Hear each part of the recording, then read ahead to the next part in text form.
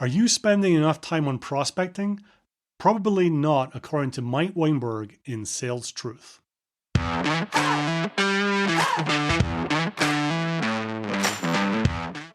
Welcome to the Bite Size Sales Podcast, where we believe that sales is the most important team in a B2B company, that the sales team deserves great sales skills training but usually doesn't get it, and that taking bite-sized steps each day to get better at your craft is the best way to improve results.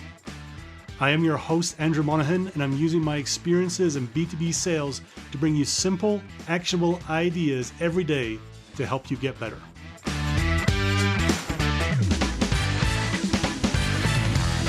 Welcome to episode 28 of the podcast. And the tip for this episode comes from Mike Weinberg in his book, Sales Truth.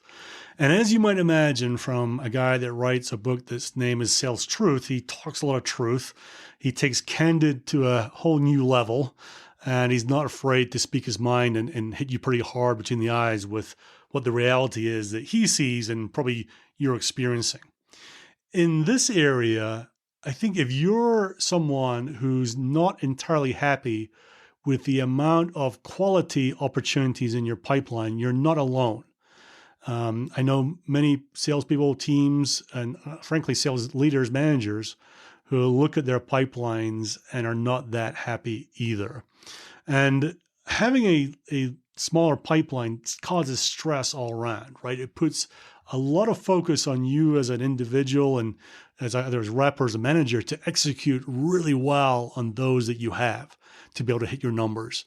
There's no room for error, and things can get embarrassing pretty quickly if we don't follow through and execute that well. It is amazing how a lot of ills, a lot of sales pain, seller pain, problems that we experience can all be solved by just having a really good, healthy pipeline of qualified opportunities. We take away that stress, right? We don't have to execute so well. Our mindset changed a little bit. It's not like we have to close all 4, 5, 8, whatever the number is to reach our numbers. We've got 20 to work with, and we just need some of those to close in the period, and then we've hit our goals, and then that gets us into accelerated land. When you have that cushion, then you come across as someone who's not desperate, not trying to push something through, not trying to get a prospect to do unnatural things to get orders done in your timeline. But anyway, sorry, I digress from the main point about having enough opportunities in the pipeline. So let me read directly from Mike Weinberg's book, Chapter 5. To win more new sales requires focus on winning new sales. Scratching your head over the title of this chapter? I sure hope so. What I'm about to share with you is what I'm compelled to tell executives, managers, and salespeople several times per week. The reason most salespeople or sales teams are not bringing in new business at the desired rate is because they spend very little time focused on bringing in new business. If that sentence has you wondering why you paid good money for a book with such common sense advice, imagine how CEOs feel when I tell them the exact same thing right after depositing their check for my consulting fee. It is not rocket science, it's freaking sales. You don't need an advanced degree or really even much sales acumen to come to the same conclusion. All you must do is watch how salespeople spend their time. And that's directly from Mike's book, Sales Truth. And look, I think the observation is dead on, but I think the temptation for many people is to lay the blame just on salespeople, just on the sales team. But there's a lot more at play here. The companies themselves, and I'm sure many of you have experienced this, where you get asked to do a whole bunch of things that aren't directly to do with bringing in new business.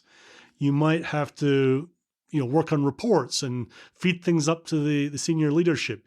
You might have to look after existing customers and feel like you're sucked into babysitting type activities. There's all sorts of things that come at us that take away our time. But at the end of the day, it's something that we have to figure out. We're in a profession that is a no excuse profession.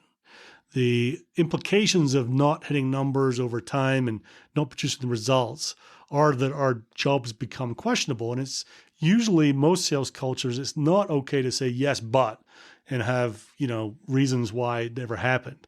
In most sales cultures that I know of, the leadership would rather you said no to some of the extraneous activities and focused on the new business and got results and got a rap on the knuckles for not doing the things on the outer edges as opposed to not delivering your results. So the question is, how can you spend more time prospecting? Not can you, right? It's not something that is optional. If you tell yourself that it's not optional that you spend time on prospecting, you just have to figure out how you fit it into your calendar. And imagine this, and this is a made-up scenario, but imagine this. If someone said to you that next week, you absolutely have to spend 10 hours actually prospecting during the work week. And I'm not saying thinking about prospecting or planning prospecting or working on your pitch for prospecting or anything like that, but actually doing the prospecting. So someone said to you, listen, your job depends on you spending 10 hours next week just doing the actual prospecting. How would you do that, right? How would you fit that into your week? Because this is all about priorities. You say this is a number 1, 2, or 3 priority. It's much higher priority than other things. Let me focus in on making sure this thing happens because for my success, it is not optional. And then just make sure that you don't let any distractions get in your head. Don't let distractions come at you from outside your head, from the world around you, from people and from the company. And don't let these other things derail you. And you'll find that you'll get in the mindset of, I've got to focus on prospecting to make sure it actually happens.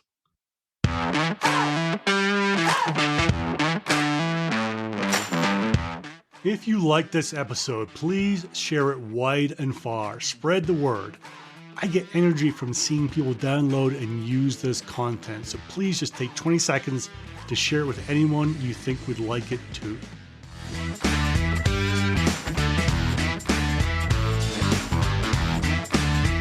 This episode is sponsored by Unstoppable.do. Most sales teams are not trained effectively in the skills and mindset they deserve, and these are the most important people in the company. It's no wonder that only about 50% of reps make quota every year. Unstoppable is a service that helps sellers and leaders get great at the skills and mindset they need without taking time out of the field. It exists because if the sales team has the right skills and mindset, they thrive. They are confident and they perform much better. Find out more and even get a free sales book at bitesizesales.com.